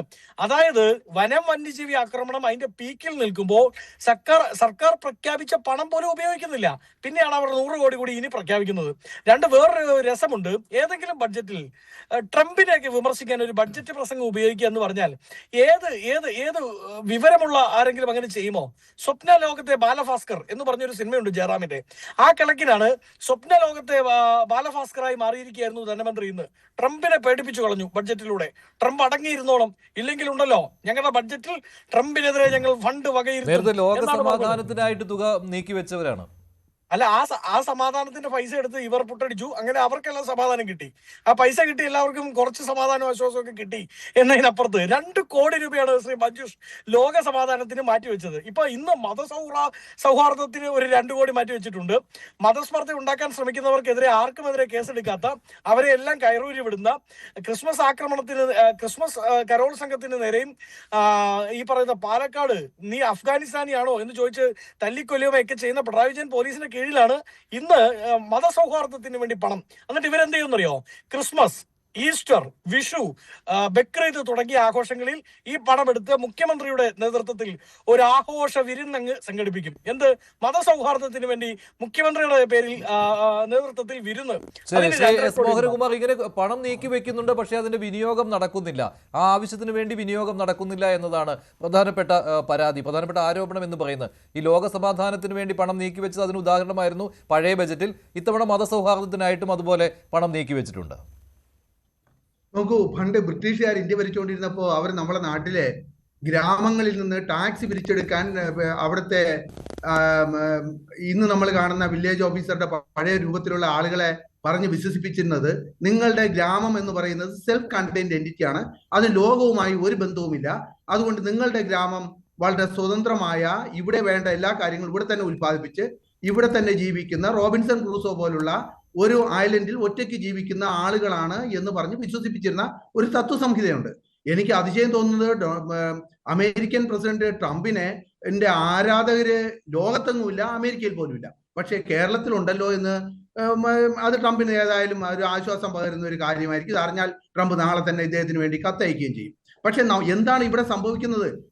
അമേരിക്ക അതിന്റെ താരിഫ് പ്രഖ്യാപിച്ചാൽ ഏറ്റവും കൂടുതൽ വേൾഡ് എക്കോണമിയുമായിട്ട്, ലോക സമ്പദ് വ്യവസ്ഥയുമായിട്ട്, ലോകകമ്പോളവുമായിട്ട് ഇന്റഗ്രേറ്റ് ചെയ്തിരിക്കുന്ന ഒരു സമ്പദ് വ്യവസ്ഥ എന്ന് പറയുന്നതിൽ കാർഷികോൽപാദനത്തിന്റെ 60% പ്ലാന്റേഷൻ ക്രോപ്സ് കയറ്റുമതി ചെയ്യുന്ന ക്രോപ്പ് ഉൽപ്പാദിപ്പിക്കുന്ന ഒരു സംസ്ഥാനത്ത് എങ്ങനെയാണ് അമേരിക്കയിലെ താരിഫ് നമ്മളെ ബാധിക്കുന്നതെന്നുള്ള പ്രശ്നം ഇദ്ദേഹം നമ്മുടെ ചർച്ചയിൽ പങ്കെടുക്കുന്നവർ മനസ്സിലാക്കുന്നില്ല. അതൊരു കാര്യം. രണ്ട്, എങ്ങനെയാണ് ഗവൺമെന്റ് ഇത് കണ്ടെത്തുന്നത്? നോക്കൂ, നമ്മൾ ഇപ്പോൾ പറയുന്നത് ഏതെങ്കിലും തരത്തിൽ ജനങ്ങളെ സ്വാധീനിക്കാൻ വേണ്ടിയുള്ള ഒരു ബഡ്ജറ്റ് ആയിരുന്നെങ്കിൽ ഈ ബഡ്ജറ്റ് ഇങ്ങനെ അല്ലായിരുന്നു. ഏതെങ്കിലും തരത്തിൽ 1 രൂപ നേരത്തെ ഉണ്ടായിരുന്ന 2000 രൂപയായിരുന്ന പെൻഷൻ 2500 രൂപയാക്കുന്നു, നമുക്ക് മനസ്സിലാവും. അല്ലെങ്കിൽ അംഗൻവാടി വർക്കേഴ്സിന്റെ ശമ്പളത്തിൽ അവർക്ക് ഒരു 3000-4000 രൂപ അവരെ സ്വാധീനിക്കാൻ വേണ്ടി. ഇതൊന്നുമല്ല ചെയ്തിരിക്കുന്നത്. അത്തരത്തിൽ ഇലക്ഷനെ സ്വാധീനിക്കാനുള്ള ഒരു തരത്തിലുള്ള പ്രഖ്യാപനങ്ങളും ഞാൻ ഈ ബഡ്ജറ്റിൽ കണ്ടില്ല. നോക്കൂ, പക്ഷെ നമ്മൾ മനസ്സിലാക്കേണ്ടത്, ഇപ്പൊ കേന്ദ്ര സർക്കാർ PM കിസാൻ പദ്ധതി വഴി 2018 പ്രഖ്യാപിച്ച 6000 രൂപ 8 വർഷം കഴിഞ്ഞപ്പോഴും ഈ 6000 രൂപയാണ്, ഒരു പൈസ കൂട്ടിയിട്ടില്ല. ഇത് നമ്മുടെ UDF ഗവൺമെന്റ് 2011 മുതൽ, ഞാൻ രാഷ്ട്രീയം സംസാരിക്കുകയല്ല, 11 മുതൽ 16 വരെ കേരളം ഭരിച്ചിരുന്നപ്പോൾ അന്നുണ്ടായിരുന്ന 500 രൂപ പെൻഷൻ ആയിരുന്നത് 18 മാസം കൊടുത്തതുമില്ല. അത് 600 രൂപയായി പ്രഖ്യാപിച്ചെങ്കിലും 100 രൂപ പോലും പ്രഖ്യാപിച്ചത് കൊടുത്തതുമില്ല. ഈ ഗവൺമെന്റ് വന്നപ്പോൾ 600 രൂപയായിരുന്ന പെൻഷൻ ഇപ്പോൾ 2000 രൂപയിലെത്തി നിൽക്കുന്നു. ഇത് നമ്മുടെ സമൂഹത്തിലെ പലരെയും പല രീതിയിൽ സ്വാധീനിക്കും. എന്റെയിൽ നിന്ന് പിരിച്ചെടുക്കുന്ന ടാക്സ് എടുത്ത് എന്തിന് ആളുകൾക്ക് വെറുതെ പെൻഷൻ കൊടുക്കുന്നു? ഇത് നമ്മുടെ ഈറ്റ തൊഴിലാളികൾക്ക് എന്തിന് സഹായം ചെയ്യുന്നു? കുടുംബശ്രീയിലെ തൊഴിലാളികൾക്ക് അവരുടെ ഉൽപ്പന്നം വിൽക്കാൻ വേണ്ടി 50 കോടി രൂപ മാറ്റിവെക്കുന്നു. ഇതിനൊക്കെ ഞാൻ എന്തിന് ടാക്സ് കൊടുക്കണം എന്ന് ചോദിക്കുന്ന ഒരു ക്ലാസ് ക്വസ്റ്റ്യൻ ഉണ്ട്. അതാണ് ഇവിടെ റിഫ്ലക്ട് ചെയ്യുന്നത്. ഇനി ഏതെങ്കിലും തരത്തിൽ നമ്മളുടെ സമ്പദ് വ്യവസ്ഥയിൽ എങ്ങനെയാണ് ഈ പണം കണ്ടെത്തുന്നത്? എങ്ങനെയാണ് പണം കണ്ടെത്തിയത്? നോക്കൂ, ഇന്നത്തെ ബഡ്ജറ്റ് പ്രസംഗത്തിൽ ധനകാര്യമന്ത്രി വളരെ വ്യക്തമായി പറയുന്നത് 2016 മുതൽ 2021 വരെയുള്ള കാലഘട്ടത്തിൽ നമ്മളുടെ തനത് നികുതി വരുമാനം പിരിച്ചെടുക്കുന്നത് 47,000 കോടി രൂപയായിരുന്നു ഒരു വർഷം. അതിപ്പോ 74,000 കോടി രൂപയാക്കി വർദ്ധിപ്പിച്ചു. തനത് നികുതി ഇതര വരുമാനം 10,000 കോടി രൂപയായിരുന്നത് 16,000 കോടി രൂപയാക്കി ഒരു വർഷം നമ്മൾ പിരിച്ചെടുക്കുന്ന തുക വർദ്ധിപ്പിച്ചു. ഇതാണ് സംഭവിക്കുന്നത്. ഇങ്ങനെ സംസ്ഥാനത്തിന്റെ നികുതി വരുമാനത്തിൽ കേന്ദ്ര സർക്കാരിന്റെ വീതം 28%, 30%-ഓളം 2020-21 ഉണ്ടായിരുന്നത് ഇപ്പം 18% കുറഞ്ഞു. ഇനി ഇതിന്റെ കൂടെയാണ് തൊഴിലുറപ്പ് പദ്ധതിയിലെ 40% കൂടെ വരുന്നത്. ശരി, താങ്കളിലേക്ക് വരാം. ഇത്തവണത്തെ ബജറ്റിലും ഒരു കാര്യം ഒഴിവാക്കിയിട്ടില്ല KN ബാലഗോപാൽ. കഴിഞ്ഞ എല്ലാ ബജറ്റുകളിലും എന്ന പോലെ തന്നെ അദ്ദേഹം അവതരിപ്പിച്ചിട്ടുള്ള എല്ലാ ബജറ്റിലും ഉള്ളതുപോലെ തന്നെ കേന്ദ്രം വരിഞ്ഞു മുറുക്കിയിട്ടും കേരളം പിടിച്ചു നിന്നു എന്നുള്ള പ്രയോഗം ഇവിടെയുമുണ്ട്. ഞാൻ താങ്കളിലേക്ക് വരാം. കേന്ദ്രം വരിഞ്ഞു മുറുക്കിയിട്ടും കേരളം പിടിച്ചു നിന്നു എന്നാണല്ലോ ഇന്നത്തെ ബജറ്റിലെ പ്രഖ്യാപനം. നേരത്തെയും കേന്ദ്രം അവഗണിച്ചു എന്ന് കാണിക്കുന്ന വലിയ കണക്കുകൾ ഉണ്ടായിരുന്നു. ഇത്തവണയും അങ്ങനെ തന്നെയാണ്. അതിൻ്റെ ഒരു കൃത്യമായ കണക്കും അദ്ദേഹം അവതരിപ്പിച്ചിട്ടുണ്ട്. ശ്രീ മോഹൻ വർഗീസ്, ഇത് പതിവായി ഉപയോഗിക്കുന്ന ഒന്നാണല്ലോ. സുപ്രീം കോടതി വരെ ഇതിനുവേണ്ടി ഫൈറ്റ് ചെയ്തതാണ്. പക്ഷേ അവിടെയും നിരാശയായിരുന്നു ഫലം. അപ്പോൾ കേന്ദ്രം പണം നൽകുന്നില്ല, വരിഞ്ഞു മുറുക്കുന്നു എന്ന നറേറ്റീവ് പതിവ് പോലെ ഇത്തവണയുമുണ്ട്. സ്വന്തം കഴിവുകേടിനും കെടുകാര്യസ്ഥതയ്ക്കും എപ്പോഴും കേന്ദ്രത്തെ പഴിക്കുന്ന ഒരു നിലപാട് പലപ്പോഴും ഭൂഷണമാകാറില്ല. ഇവിടെ നോക്കൂ, കടമാണല്ലോ വലിയ വിഷയം. അത് കടമെടുപ്പ് പരിധിയൊക്കെ കേന്ദ്രം വെട്ടിക്കുറയ്ക്കുന്നു. അത് കിഫ്ബി വഴി എടുക്കുന്ന കടം അതെല്ലാം മൊത്തം കടപരിധിയിൽ കൊണ്ടുവരുന്നു. ഇതൊക്കെയാണ് ആരോപണം. നോക്കൂ, UDF സർക്കാരിൻ്റെ സമയത്തെയാണ് ബെഞ്ച് മാർക്കായിട്ട് എടുത്തുകൊണ്ട് ഇവിടെ നേരത്തെ എനിക്ക് മുമ്പ് സംസാരിച്ച മോഹൻ സാർ പറഞ്ഞ 46,000 കോടി തനത് വരുമാനം ഉണ്ടായിരുന്നത് UDF സമയത്ത് അത് 70,000 കോടിയാക്കി മാറ്റി. നല്ല കാര്യം, അതൊരു ഗ്രോത്ത് ഉണ്ടായി. പക്ഷേ അതിനേക്കാൾ ഭീമമായ തോതിലാണ് കടം പെരുകിയത്. സഞ്ചിത കടം 2016 ആണ്ടിൽ UDFൻ്റെ മുഖ്യമന്ത്രി ഉമ്മൻചാണ്ടി പുറത്തു പോകുന്ന ആ ഒരു സമയത്ത് കേരളത്തിൻ്റെ സഞ്ചിത കടം 1,53,000 കോടി രൂപയായിരുന്നു. അതിപ്പോൾ ശ്രീ പിണറായി വിജയൻ്റെ 2ാം ഊഴം അവസാനിക്കുന്ന സമയത്ത് 6 ലക്ഷം കോടിയായി വർദ്ധിക്കുകയാണ്. എത്ര ഇരട്ടിയായിട്ടാണ് വർദ്ധിച്ചതെന്ന് നോക്കുക. ഈ കടം മാനേജ് ചെയ്യാനുള്ള മാർഗങ്ങൾ, അത് തനത് വരുമാനം കൂടുതലായി ഇത്രയും മാത്രം കണ്ടെത്തിയാൽ മതിയാകുമോ എന്ന ന്യായമായ ഒരു ചോദ്യം. അത് മാത്രമല്ല, നോക്കൂ, ഫിസ്ക്കൽ ഡെഫിസിറ്റ് എന്നൊരു വാക്ക് പോലും ധനമന്ത്രി ഉന്നയിച്ച് കണ്ടില്ല. അത് വലിയൊരു ഒരു പോരായ്മയാണ്. യഥാർത്ഥത്തിൽ കണക്കുകൾ പറഞ്ഞു പോയി, ഫിഗേഴ്സ് പറഞ്ഞു പോയി, പക്ഷേ ശതമാനക്കണക്കിൽ പറഞ്ഞു പോയില്ല. കഴിഞ്ഞ വർഷത്തെ യഥാർത്ഥത്തിലെ ആക്ച്വൽ എന്ന് പറയുന്നത് 3.5% ഫിസിക്കൽ ഡെഫിസിറ്റ് ആണ്. അത് 0.3% വർദ്ധിക്കുകയാണ് ചെയ്തത്. അത് 3.8% കണക്ക് കൂട്ടി നോക്കുമ്പോൾ ഏതാണ്ട് ആ രീതിയിലേക്ക് വർദ്ധിക്കുന്ന കാഴ്ച കാണുന്നു. അപ്പം മൊത്തം നോക്കുമ്പോൾ ആകെ പറഞ്ഞൊരു ഫിഗർ എന്ന് പറയുന്നത് ഈ റവന്യൂ വരവ് 1,80,000 കോടി രൂപയും റവന്യൂ ചെലവ് 2,17,000 കോടി രൂപയോട് അടുപ്പിച്ചും. അങ്ങനെ വരുമ്പോൾ മൊത്തത്തിലുള്ള കമ്മി ബഡ്ജറ്റ്, അതൊരു നിർദോഷമെന്ന് തോന്നാം. 36,000 കോടി രൂപയുടെ കമ്മി ബഡ്ജറ്റ്. ഇതെല്ലാം നിർദോഷമെന്ന് തോന്നാമെങ്കിലും ആത്യന്തികമായി ഇവിടെ വരവിനുള്ള മാർഗങ്ങൾ കാണുന്നില്ല. അതേസമയം തെരഞ്ഞെടുപ്പ് ലക്ഷ്യമുള്ള ഡോളിംഗ് ഔട്ട് കാര്യമായി നടക്കുന്നുമുണ്ട്. ഇത് വടക്കേ ഇന്ത്യയിൽ പരീക്ഷിച്ച് വിജയിച്ചതാണ്. യഥാർത്ഥത്തിൽ ലാഡ്കി ബഹീൻ പദ്ധതിയൊക്കെ വൻ വിജയമായിരുന്നു. വോട്ട് നേടിക്കൊടുക്കാൻ there is nothing like putting money directly into the account of the beneficiaries. അതായത് വോട്ടർമാരുടെ അക്കൗണ്ടിൽ നേരിട്ട് പണം എത്തിക്കാൻ ഏത് മാർഗവും അത് ഉപയോഗിക്കും. തീർച്ചയായിട്ടും അത് കേരള സർക്കാരും ഉപയോഗിക്കുന്നു, നന്ന്. പക്ഷേ അതോടൊപ്പം തന്നെ ചേർത്ത് വായിക്കാനുള്ളതാണ് പല വിഭാഗങ്ങളെ അത് ശ്രീജിത്ത് പണിക്കർ പറഞ്ഞത് 100% ശരിയാണ്. ചില വിഭാഗങ്ങളെ അവർ വോട്ട് ബാങ്ക് എന്ന് പറയാനാവില്ല, ഇവരെല്ലാം വോട്ടായിട്ട് കാണുന്ന ഒരു പ്രവണതയുണ്ട്. തീരദേശ മേഖലയ്ക്ക് വേണ്ടി അനുവദിച്ച തുക അത് ന്യായമായ തുകയാണെന്ന് കരുതാൻ വേണമെങ്കിൽ 250 കോടി രൂപ പല ഹെഡുകളിലായിട്ടാണ്. അതുപോലെ വനം മേഖല, മനുഷ്യനും വന്യജീവിയും തമ്മിലുള്ള സംഘർഷം വർദ്ധിച്ചു വരുന്ന പശ്ചാത്തലത്തിൽ വയനാട്, ഇടുക്കി ജില്ലകളിലൊക്കെ അത് വലിയ വിഷയം തന്നെയാണ്. അത് പരിഹരിക്കാനായി, അത് അഡ്രസ് ചെയ്യാനായി 100 കോടി രൂപയും വനം സംരക്ഷണത്തിന് വേണ്ടി 288 കോടി രൂപയും ഇതെല്ലാം കൂടി ചെയ്യുന്നു. സിംബോളിക്കായ ചില കാര്യങ്ങൾ, പമ്പയൊക്കെ പുണ്യനദിയാണ്, അതിൻ്റെ ക്ലീനിങ്ങിന് വേണ്ടി 30 കോടി രൂപയാണ്. ശബരിമലയ്ക്ക് വേണ്ടി ആ ഒരു മെയിൻ്റനൻസിന് വേണ്ടി 30 കോടി രൂപ. ഇങ്ങനെ പല ഹെഡുകളിലായിട്ട് എല്ലാം തന്നെ ഉപകാരപ്രദം വിവിധ വിശ്വാസ സമൂഹത്തെയാകട്ടെ, പ്രത്യേക വിഭാഗങ്ങളെ ആകട്ടെ, പ്രത്യേക പ്രദേശങ്ങളിൽ ജീവിക്കുന്ന ആളുകളെ ആകട്ടെ കയ്യിലെടുക്കാനുള്ള ദുടുക്കുവിറ്റുകളെല്ലാം തന്നെ പ്രയോഗിക്കുന്നു എന്ന് പറയുമ്പോൾ ഇതിനെ more or less A political statement ആയിട്ട് വേണം കാണാൻ. അത് മുന്നിലുള്ളത് തെരഞ്ഞെടുപ്പ് തന്നെയാണ്.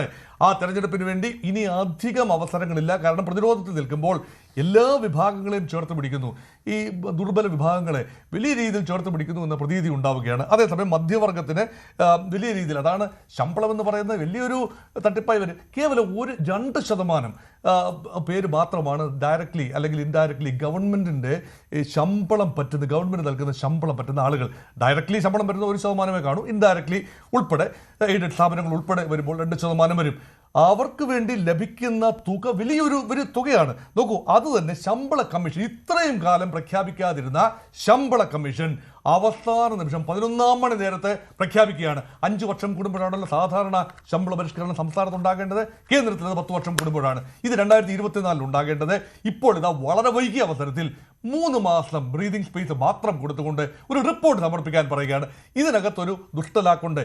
തങ്ങൾ ഉണ്ടാക്കി വെക്കുന്ന ബാധ്യത അത് അടുത്ത സർക്കാർ, തങ്ങളുടേതാണെങ്കിലും മറ്റാരുടേതാണെങ്കിലും അടുത്ത സർക്കാർ വഹിച്ചുകൊള്ളും എന്ന കാര്യമാണ്. അതുപോലെ പങ്കാളിത്ത പെൻഷൻ, UDF സമയത്തുണ്ടായ പങ്കാളിത്ത പെൻഷൻ മാറ്റി സ്റ്റാറ്റ്യൂട്ടറി പെൻഷൻ കൊണ്ടുവരും എന്ന പ്രതിജ്ഞ എടുത്തുകൊണ്ടാണ് കഴിഞ്ഞ 2 പ്രാവശ്യവും പിണറായി വിജയൻ സർക്കാർ അധികാരത്തിൽ വന്നത്. പക്ഷേ സ്റ്റാറ്റ്യൂട്ടറി പെൻഷനെ കുറിച്ച് ഒരു അക്ഷരം മിണ്ടുന്നില്ല. ഇവിടെ പറയുന്നത് ഒരു ബദൽ പെൻഷൻ പദ്ധതിയാണ്, പങ്കാളിത്ത പെൻഷൻ.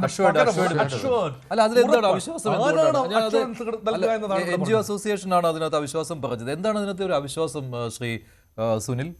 അഷ്വേർഡ് പെൻഷൻ എന്ന വാക്ക് നമ്മൾ ഉപയോഗിക്കുമ്പോൾ എന്ത് അഷ്വറൻസ് ആണ് അതിലുള്ളത് എന്ന് വ്യക്തമാക്കണം.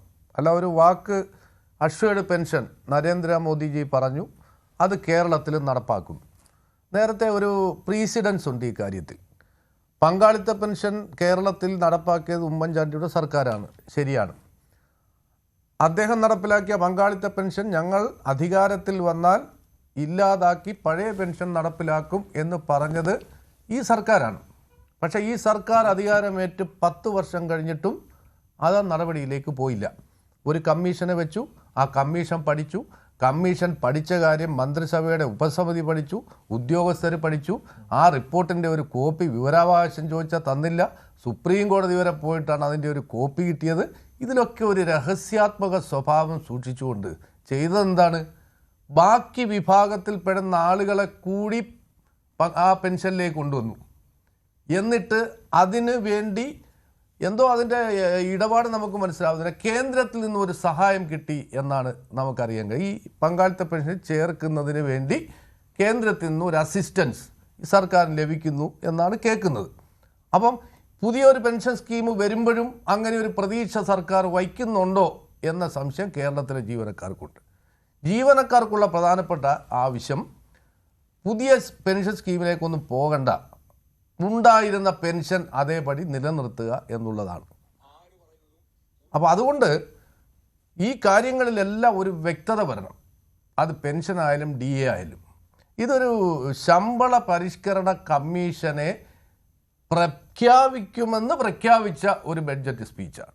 ഒരു ശമ്പള കമ്മീഷനെ പ്രഖ്യാപിക്കുന്ന ഒരു ബഡ്ജറ്റ് സ്പീച്ചിൻ്റെ ആവശ്യമുണ്ടോ? DA പ്രഖ്യാപിക്കുന്നതിന് ഒരു ബഡ്ജറ്റ് സ്പീച്ചിനെ ഉപയോഗപ്പെടുത്തണുണ്ടോ? ഒരു സർക്കാരിൻ്റെ ക്യാബിനറ്റ് കൂടി ഒരു പ്രഖ്യാപനം നടത്തി ക്യാബിനറ്റ് നോട്ടായിട്ട് പുറത്തു വന്നാൽ തരുന്ന കാര്യമാണ് DA. അതുപോലെ തന്നെയാണ് ശമ്പള പരിഷ്കരണം, അത് തന്നെയാണ് HBA. ഈ ബഹുമാനപ്പെട്ട ധനമന്ത്രി പറഞ്ഞിട്ടുള്ള ഈ സ്പീച്ചിൽ പറഞ്ഞിട്ടുള്ള ജീവനക്കാരുമായി ബന്ധപ്പെട്ട ആനുകൂല്യങ്ങളുടെ ലിസ്റ്റ് എടുത്താൽ ഇതൊന്നും ശമ്പള പരിഷ്കരണത്തിൽ പറയേണ്ടതല്ല.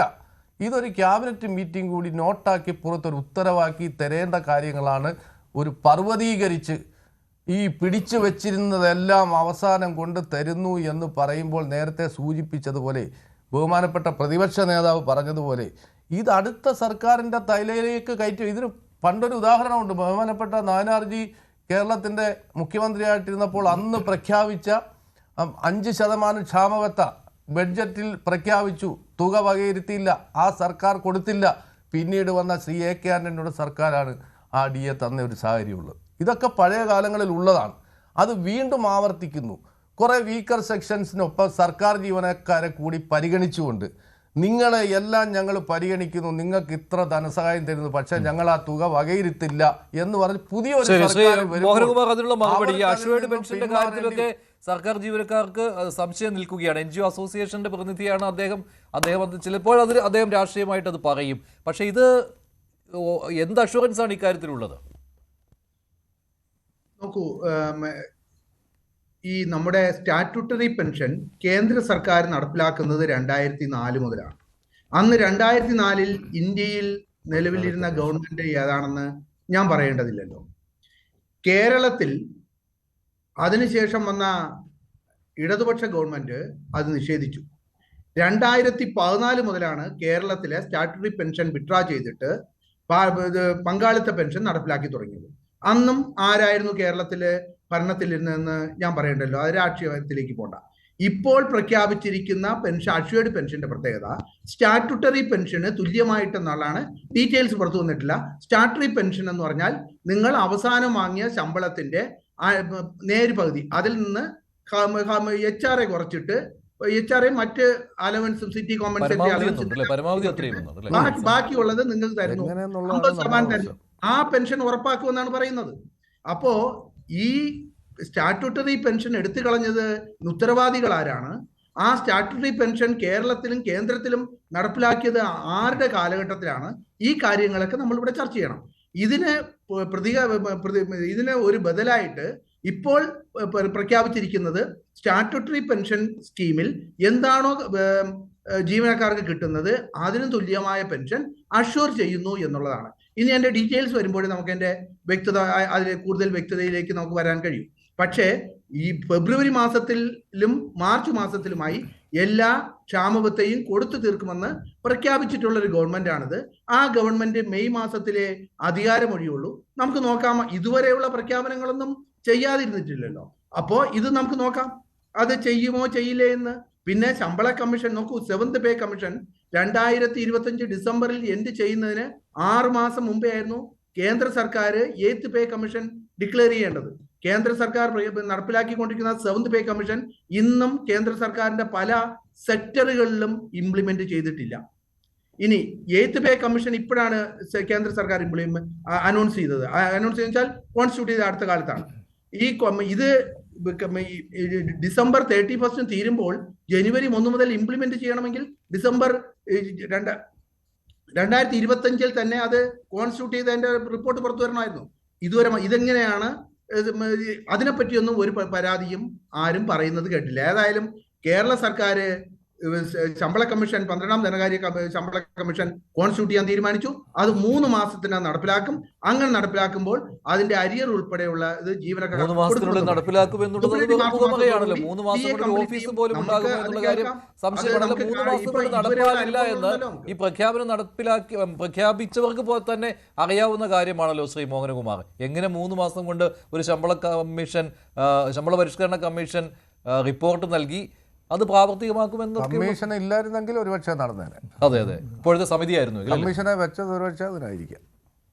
ശരി ശ്രീ, നോക്കൂ, നമുക്ക് അത് ഒരു സർക്കാർ പ്രഖ്യാപിച്ചല്ലേ, സർക്കാർ നമുക്ക് വിശ്വാസത്തിലെടുക്കാം. ജനങ്ങൾ തെരഞ്ഞെടുത്ത സർക്കാർ പറയാണ് ഞങ്ങൾ ശരി, അതാണ് ബാലഗോപാൽ പറയുന്ന സർക്കാരിനെ വിശ്വസിക്കുമെന്ന്. 10 വർഷമായ സർക്കാരാണ് ആ സർക്കാരിനെ വിശ്വസിക്കുന്നത്. ശരി ശ്രീ വസന്ത് തെങ്ങുംപള്ളി, കേന്ദ്രം വരിഞ്ഞു മുറുക്കിയിട്ടും സംസ്ഥാനം പിടിച്ചു നിന്നു എന്നുള്ള കാര്യം ബാലഗോപാൽ പറയുന്നുണ്ട് കേട്ടോ. ഗെയിൽസ് പദ്ധതി മുതൽ നമ്മൾ ഇങ്ങോട്ട് എടുത്താൽ ഏത് പദ്ധതികളാണ് വികസന പദ്ധതി ആയാലും എത്ര ബുദ്ധിമുട്ടുള്ളതായാലും അത് നടപ്പിലാക്കില്ല എന്ന് പറയുന്ന പദ്ധതികൾ പ്രഖ്യാപിച്ച് വിട്ടുപോകുന്ന ഒരു ഗവൺമെന്റ് അല്ല. 3 മാസം എന്ന് പറഞ്ഞുകൊണ്ടാണ്. ശരി ശ്രീ വസന്ത് തെങ്ങുംപള്ളി, ഇവിടെ ഈ കേന്ദ്രം വരിഞ്ഞു മുറുക്കിയിട്ടും സംസ്ഥാനം പിടിച്ചു നിന്നു എന്ന് പറയുന്നുണ്ട്. ഏറ്റവും അവസാനം കേന്ദ്രത്തിനെതിരായി സമരം നടത്തുമ്പോൾ അതിൽ UDF ഉണ്ടായിരുന്നില്ല, UDFന്റെ പങ്കാളിത്തം ഇല്ലായിരുന്നു. അതിനു മുൻപ് ഈ കേന്ദ്രം വരിഞ്ഞു മുറുക്കുന്നു എന്നതിനോട് നിങ്ങളും തത്വത്തിൽ യോജിച്ചിരുന്നതാണ്. അപ്പോൾ നിങ്ങൾ വിട്ടുനിന്നു, ഇപ്പോൾ വീണ്ടും അത് ആവർത്തിക്കുകയാണ്. കേന്ദ്രത്തിന്റെ ഭാഗത്ത് നിന്ന് സഹകരണം ഉണ്ടാവുന്നില്ല, പിടിച്ചു വെക്കുന്നു പണം എന്നുള്ള കാര്യം. അപ്പോൾ നിങ്ങളിപ്പോൾ അതിൽ നിന്ന് വിഡ്രോ ചെയ്തിരിക്കുകയാണല്ലോ അല്ലേ? ബാലഗോപാൽ കള്ളം പറയുന്നു എന്നാണല്ലോ അല്ലേ? അല്ല, എന്താണ് പ്രശ്നം എന്നറിയാവോ? ഇവർക്ക് കേന്ദ്രവിരുദ്ധത പെട്ടെന്ന് ഒരു ഉറക്കത്തിൽ അങ്ങ് പൊട്ടിമുളയ്ക്കുകയാണ് ചെയ്യുന്നത്. പക്ഷെ ആ ഉറക്കം ഇലക്ഷൻ സമയത്ത് ഉണ്ടാകുന്ന ഉറക്കത്തിൽ മാത്രമാണ്. ഒന്നെങ്കിൽ തദ്ദേശ സ്വയംഭരണ സ്ഥാപനത്തിലേക്കുള്ള തെരഞ്ഞെടുപ്പ് വരണം, ഇല്ലെങ്കിൽ ലോക്സഭയിലേക്ക് വരണം, ഇല്ലെങ്കിൽ ഈ പറയുന്ന നിയമസഭയിലേക്കുള്ള തെരഞ്ഞെടുപ്പ് വരുമ്പോൾ പെട്ടെന്ന് അവർക്കൊരു കേന്ദ്രവിരുദ്ധത, അയ്യോ ഉറക്കത്തിൽ അവർ അങ്ങ് ഞെട്ടി എണീറ്റിട്ട് അയ്യോ കേന്ദ്രം നമ്മളെ ഞെരുക്കുകയായിരുന്നല്ലോ, ഉറങ്ങിപ്പോയല്ലോ എന്ന് പറഞ്ഞ് കണ്ണ് തിരുമ്മി എഴുന്നേറ്റ് മുഖം കഴുകി ഉള്ള ഷർട്ട് എടുത്തിട്ട് ഉടനെ സമരത്തിന് ചാടി പുറപ്പെടും. എന്നിട്ട് സമരത്തിന്റെ അവിടെ ചെല്ലും, PM ശ്രീ പോലെ ഏതെങ്കിലും ഒരു പദ്ധതിയിൽ ഒപ്പിട്ടിട്ട് അവരും ഇവരും കൂടെ സെറ്റിൽ ചെയ്യും. അനിയൻ ബാബയും ചേട്ടൻ ബാബയും തമ്മിൽ ഒരു ധാരണയിലെത്തും, ഇവര് തിരിച്ചു വരും. ഏത് സമരം ഇവർ വിജയിപ്പിച്ചിട്ടുള്ളത്? ഏത് സമരമാണ്? കേന്ദ്ര പദ്ധതികളുമായി ബന്ധപ്പെട്ട് കേന്ദ്രം പറയുന്നത് ഇവർ റിപ്പോർട്ട് കൊടുക്കുന്നില്ല എന്നാണ്. ഇനി അത് ശരിയാണോ അല്ലയോ എന്നത് പരിശോധിക്കപ്പെടേണ്ടതാണ്. നെല്ല് സംഭരണവുമായി ബന്ധപ്പെട്ട് ഇപ്പോഴും കുടിശ്ശിക എത്രയാണ് കൊടുക്കാനുള്ളത്? 2 പാരസിറ്റാമോൾ വിതരണം ചെയ്തവർക്ക് പോലും പൈസ കൊടുക്കാൻ കിടക്കുക. അപ്പോഴാ പറയുന്നത് 5 ദിവസം ആക്സിഡന്റ് ഉണ്ടാകുന്നവർക്ക് ഫ്രീ ചികിത്സ. ഇപ്പോ BJP പ്രതിനിധികൾ പറയുന്നത് അത് ശരിയുമാണ്. കാരണം കേന്ദ്ര ബഡ്ജറ്റിൽ 7 വർഷം മുമ്പേ പ്രഖ്യാപിച്ചാണിത്. അവർക്കും നടപ്പിലാക്കാൻ പറ്റിയിട്ടില്ല. ആക്സിഡന്റ് ഉണ്ടായി ആദ്യത്തെ 7 ദിവസം ഫ്രീ ചികിത്സ നൽകാനുള്ള ഇൻഷുറൻസ് പദ്ധതി. ആ ഇൻഷുറൻസ് പദ്ധതി എവിടെ ലഭ്യമാകുമെന്ന് കൂടി ഇടത് നേതാക്കൾ പറയേണ്ടതില്ലേ? സ്വകാര്യ ആശുപത്രിയിൽ അത് ലഭ്യമാകുമോ? സ്വകാര്യ ആശുപത്രിയിൽ ഞാനോ ശ്രീജിത്ത് പണിക്കറോ വണ്ടി ഇടിച്ച് ചെല്ലുന്നു, ആദ്യത്തെ 5 ദിവസം ഇതേ ഞങ്ങളുടെ ബാലഗോപാലേട്ടൻ പറഞ്ഞിട്ടുണ്ട്, അതുകൊണ്ട് ആദ്യത്തെ 5 ദിവസം ഞങ്ങൾ നയാ പൈസ തരില്ല എന്ന് പറഞ്ഞാൽ അവർ നമ്മൾ അഡ്മിറ്റ് ചെയ്യുമോ? എന്തുകൊണ്ടാണ് അഡ്മിറ്റ് ചെയ്യാത്തത്? അപ്പോൾ അവരൊരു ലിസ്റ്റുമായിട്ട് വരും. കാരുണ്യ ബെനവലൻസ് ഫണ്ട് സർക്കാരിന്റെ വിവിധ പദ്ധതികളുടെ ഭാഗമായി സ്വകാര്യ ആശുപത്രികൾക്ക് കൊടുക്കാനുള്ള കുടിശ്ശികയുടെ കണക്കെടുത്തുകൊണ്ട് വന്നിട്ട് എന്നോടോ ശ്രീജിത്ത് പണിക്കറോട് പറയും, ഒരു കാര്യം ചെയ്യും, നിങ്ങളുടെ ബാലഗോപാലേട്ടനല്ലേ, പുള്ളിയോട് 5-8 വർഷമായിട്ട് തരാനുള്ള പൈസ എന്തെങ്കിലും തരാൻ പറയൂ, ഒന്ന് പോയി സംസാരിക്കൂ എന്ന് പറയും. അതായത് പാരസിറ്റാമോൾ കൊടുക്കുന്നവന് പോലും കുടിശ്ശിക നിർത്തിയിരിക്കുകയാണ് ഈ സർക്കാർ. മറ്റൊരു പ്രധാനപ്പെട്ട ഒരു കാര്യം ഞാൻ പറയട്ടെ, 10 ലക്ഷത്തിന് മുകളിലുള്ള ചെക്ക് ഇപ്പോൾ മാറാൻ പറ്റുമോ? സംസ്ഥാന ട്രഷറിയിൽ 100 കോടിയും 1000 കോടിയൊക്കെ പ്രഖ്യാപിച്ചല്ലോ. അത് പ്രഖ്യാപിച്ചിട്ട് കൊട്ടിഘോഷിക്കുന്നുണ്ടല്ലോ, റീൽസ് ഇട്ട് കളിക്കുന്നുണ്ടല്ലോ. 10 ലക്ഷത്തിന് മുകളിലുള്ള ചെക്ക് പാസ്സാവാൻ ഇപ്പോൾ ഉള്ള നിലവിലെ നിയന്ത്രണം പ്രകാരം സാധിക്കുമോ എന്നുള്ളതിന് കൂടി മോഹനകുമാർ ഉത്തരം പറയട്ടെ. നിങ്ങളുടെ ഏതെങ്കിലും സർക്കാർ ഉദ്യോഗസ്ഥനോ ഏതെങ്കിലും കോൺട്രാക്ടറോ സംസ്ഥാന ട്രഷറിയിൽ 10,01,000 രൂപ എന്ന് പറയുന്ന ചെക്കുമായി ചെന്നാൽ അത് പാസ്സാകുമോ? ഇല്ല, അതിനൊന്നും ഉത്തരത്തിന്റെ ആവശ്യമില്ല. കാരണം ഇതെല്ലാം ന്യൂ നോർമൽ ബജറ്റ് ആണ്. എന്താണ് ശ്രീജിത്ത് പണിക്കർ ഈ ന്യൂ നോർമൽ ബജറ്റ്? മനസ്സിലാവുന്നില്ല അദ്ദേഹത്തിന്റെ പ്രഖ്യാപനം. നോർമൽ ആയവർക്ക് ഒരു കാര്യം, ഒരു 10 സെക്കൻഡ്, നോർമൽ ആയവർക്ക് ഇത് മനസ്സിലാവില്ല, അബ്നോർമൽ ആയവർക്ക് മനസ്സിലാവും. അതാണ് ന്യൂ നോർമൽ. ശരി ശ്രീജിത്ത് പണിക്കർ. അത് തന്നെയാണ് എൻ്റെ മനസ്സിലും തോന്നിയ ഉത്തരം. ഇതിൽ ഒരു പ്രധാനപ്പെട്ട കാര്യമുണ്ട്. കേരളത്തിലെ ബജറ്റിൽ ചില പ്രഖ്യാപനങ്ങൾ നടത്തുക എന്നത് നോർമലാണ്. ന്യൂ നോർമൽ എന്ന് പറയുമ്പോൾ അതൊന്നും തന്നെ നടക്കുന്നതല്ല എന്നതിനെക്കുറിച്ച് ഇവിടെയുള്ള ആൾക്കാർക്ക് എല്ലാവർക്കും തന്നെ അത് നടപ്പാക്കാനുള്ള ഒരു ന്യായമായ സമയത്തിന് മുമ്പേ തന്നെ ഉറപ്പായി വരുന്നു എന്നുള്ളൊരു വസ്തുതയുണ്ട്. ഇപ്പോൾ നേരത്തെ തന്നെ ശ്രീ വസന്ത് ഈ ചർച്ചയിൽ ചോദിച്ച തോമസ് ഐസക്കിൻ്റെ വിഖ്യാതമായിട്ടുള്ള 85 രൂപയുടെ കോഴി പദ്ധതി, അദ്ദേഹം തന്നെ ശ്രീ മോഹൻകുമാറിനോട് ചോദിച്ചിരിക്കുന്ന, താങ്കൾ ഉപയോഗിക്കുന്നത് സർക്കാർ കൊടുത്തിരിക്കുന്ന ലാപ്ടോപ്പാണോ, ഓരോ വീട്ടിലും നൽകുമെന്ന് പറഞ്ഞിരുന്ന ലാപ്ടോപ്പാണോ എന്ന് പറയുന്ന പദ്ധതി. ഇത് കൂടാതെ വേറെയും ചില പദ്ധതികളുണ്ടായിരുന്നു. ഇതിനേക്കാൾ രസകരമായിട്ടുള്ള എല്ലാ വീട്ടമ്മമാർക്കും മൊബൈൽ ഫോൺ എന്ന് പറഞ്ഞിട്ടുള്ള ഒരു പദ്ധതി ഉണ്ടായിരുന്നു. എൻ്റെ അമ്മയ്ക്കൊന്നും ഇതുവരെ കിട്ടിയിട്ടില്ല, വൈഫിനും കിട്ടിയിട്ടില്ല, ആർക്കെങ്കിലും കിട്ടിയിട്ടുണ്ടോ എന്ന് എനിക്കറിയില്ല. എല്ലാ വീട്ടിലും കെ ഫോൺ കണക്ഷൻ എന്ന് പറഞ്ഞിട്ട് കെ ഫോൺ അതിവേഗ ഇൻ്റർനെറ്റ് എന്ന് പറയുന്നത് വളരെ പതുക്കെ നടന്നു വന്നുകൊണ്ടിരിക്കുകയാണ്. പിന്നെ നമ്മൾ കേട്ടതാണ് കഴിഞ്ഞ 2021 CPM-ൻ്റെ LDF-ൻ്റെ പ്രകടന പത്രികയിൽ തന്നെയാണെന്നാണ് എൻ്റെ ഓർമ്മ, സാമൂഹ്യക്ഷേമ പെൻഷൻ 2500 രൂപയാക്കും എന്ന് പറഞ്ഞിരുന്നു. റബ്ബറിൻ്റെ താങ്ങുവിലയുമായി ബന്ധപ്പെട്ട് പ്രഖ്യാപനങ്ങളുണ്ടായിരുന്നു. അപ്പോൾ ഇതൊന്നും തന്നെ സീരിയസ് അല്ല എന്ന രീതിയിലത്തേക്കുള്ള ഒരു ചിന്ത ആൾക്കാർക്കുണ്ടായിട്ടുണ്ട്. സത്യത്തിലുള്ള ന്യൂ നോർമൽ എന്ന് പറയുന്നത് അതാണ്. അപ്പോൾ ഞാൻ ചോദിക്കുന്നത്, ഒരു മാസം അത് കഴിയുമ്പോഴേക്ക് ഇവിടെ ഒരു മോഡൽ കോഡ് ഓഫ് കോണ്ടക്ട് വരാൻ സാധ്യതയുള്ള ഒരു സ്ഥലത്ത് പുതിയ സർക്കാരിൻ്റെ ബാധ്യതയാണ്, അവരുടെ ഉത്തരവാദിത്തമാണ് പുതിയ കാര്യങ്ങൾ എങ്ങനെ നടപ്പാക്കുന്നു എന്ന് തീരുമാനിക്കപ്പെടുന്ന ഒരു സമയത്ത് ചരിത്രത്തിലെ 4ാമത്തെ ദൈർഘ്യമേറിയ ബജറ്റ് പ്രസംഗത്തിലൂടെ ശ്രീ ബാലഗോപാൽ എന്താണ് ഉദ്ദേശിച്ചിരിക്കുന്നത്? അതുകൊണ്ടാണ് ഞാൻ പറഞ്ഞത്, ഇത് കേവലം ഈ ഒരു സമയത്തേക്കോ അടുത്ത ഒരു സാമ്പത്തിക വർഷത്തേക്കോ ഉള്ള പ്രഖ്യാപനങ്ങളല്ല, മറിച്ച് തെരഞ്ഞെടുപ്പിനെ മുന്നിൽ കണ്ടുകൊണ്ടുള്ള അവരുടെ മാനിഫെസ്റ്റോയാണ്. അപ്പോൾ അതുകൊണ്ടാണ് അതിന് ദൈർഘ്യം കൂട്ടുന്നതിന് വേണ്ടിയിട്ടോ അതിൽ ഈ പറയുന്നത് പോലെ ചില നയപരമായിട്ടുള്ള കാര്യങ്ങളൊക്കെ കൊണ്ടുവരുന്നതിന് വേണ്ടിയിട്ടൊക്കെ തന്നെയാണ് നമ്മൾ ഈ പറഞ്ഞിരിക്കുന്ന അമേരിക്കൻ പ്രസിഡന്റിനെ വിമർശിക്കുക എന്ന് പറയുന്നത്. നമ്മുടെ കേരളത്തിലെ ഒരു ബജറ്റിൽ അമേരിക്കൻ പ്രസിഡന്റിനെ അതിൻ്റെ ബജറ്റ് പ്രസംഗത്തിൽ വിമർശിക്കുന്നത് വിവരക്കേടാണ് എന്ന് പറയണമെങ്കിൽ നമ്മൾ ട്രംപിൻ്റെ ആരാധകനൊന്നും ആകണ്ട ശ്രീ മോഹൻകുമാർ. നമുക്കൊരു കോമൺ സെൻസ് മാത്രം മതി. കാരണം കേരള സർക്കാർ എന്ത് ചെയ്തു കഴിഞ്ഞാലും അത് ആ വിഷയത്തിൽ അമേരിക്കയുമായി ബന്ധപ്പെട്ട ട്രേഡിൻ്റെ കാര്യമാണെങ്കിലും മറ്റേത് കാര്യത്തിലാണെങ്കിലും കേന്ദ്രമെടുക്കുന്ന നയത്തിൻ്റെ അടിസ്ഥാനത്തിലാണ് നമ്മളും പ്രവർത്തിക്കുക. അപ്പൊ അതുകൊണ്ട് നമ്മൾ ഇവിടെ ഇരുന്നിട്ട് യൂറോപ്യൻ യൂണിയനുമായിട്ട് കേന്ദ്ര സർക്കാർ ഉണ്ടാക്കിയിരിക്കുന്ന കരാർ അതിനെയും എതിർത്തിരിക്കുകയാണ് ഈ ബജറ്റിൽ. അല്ല, അതാ ഞാൻ പറയുന്നത്, നയപരമായിട്ട് കേന്ദ്ര സർക്കാർ എടുക്കുന്ന തീരുമാനത്തിനെ ഓവർ റൈഡ് ചെയ്യുന്നതിനുള്ള ഒരവകാശവും ഭരണഘടനാപരമായിട്ട് സംസ്ഥാനങ്ങൾക്കില്ല. അതിൽ പറ്റുന്നത് എവിടെയാണ്?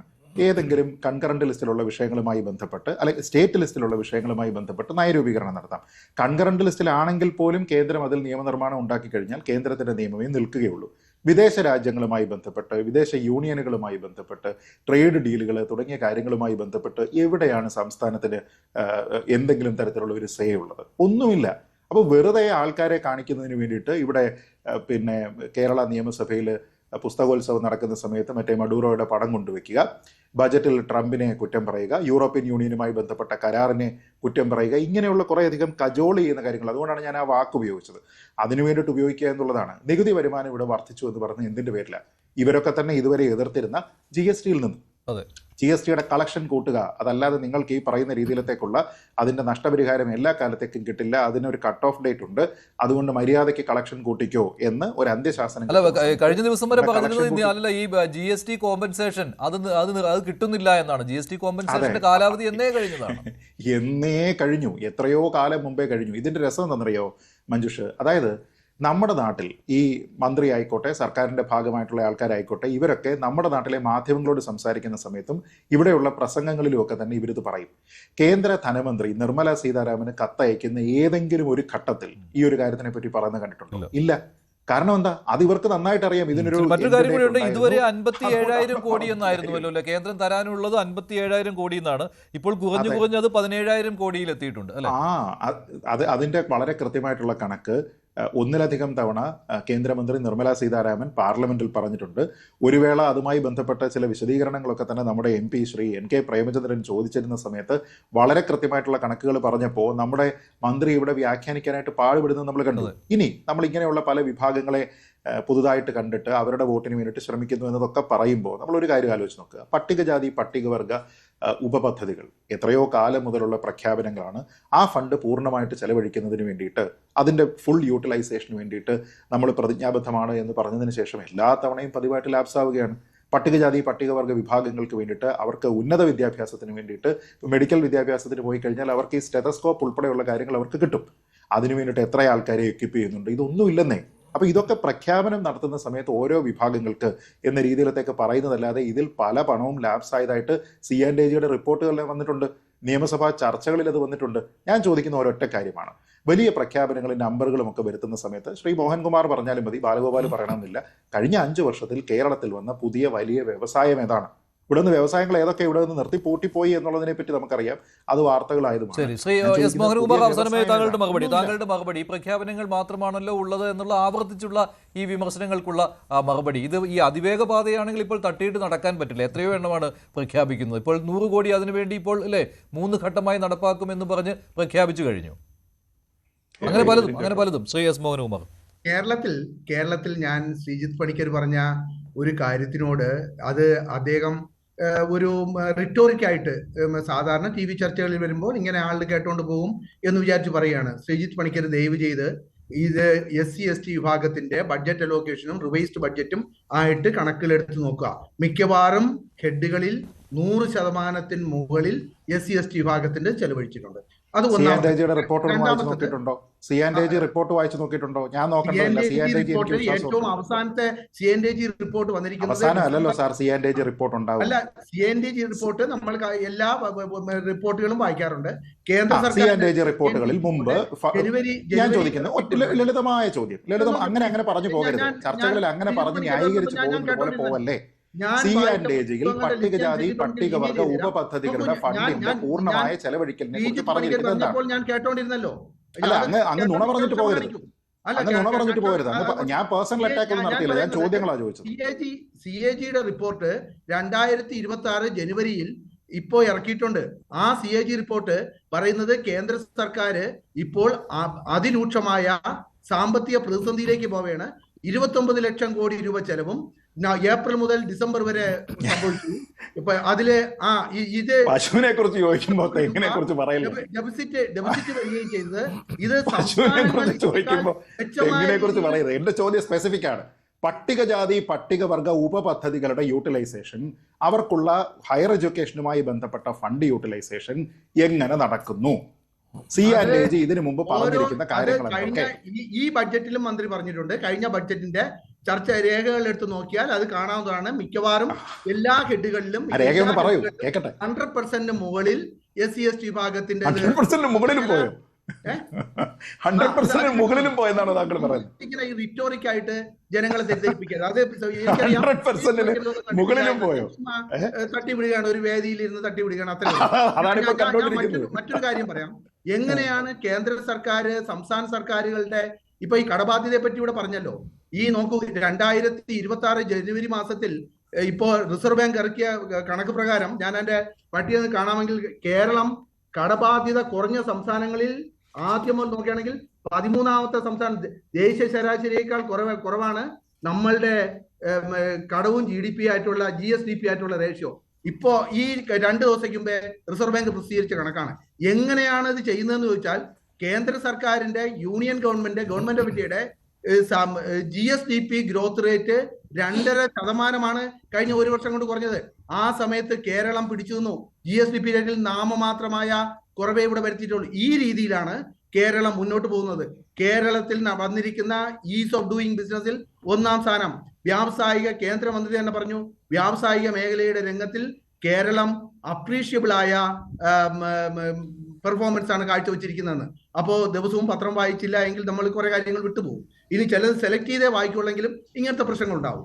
അപ്പോ ദേശാഭിമാനി മാത്രം വായിക്കുന്നതിന്റെ പ്രശ്നമാണ്. ദേശാഭിമാനി മാത്രം വായിച്ചാൽ ഇങ്ങനെ ഉണ്ടാവും.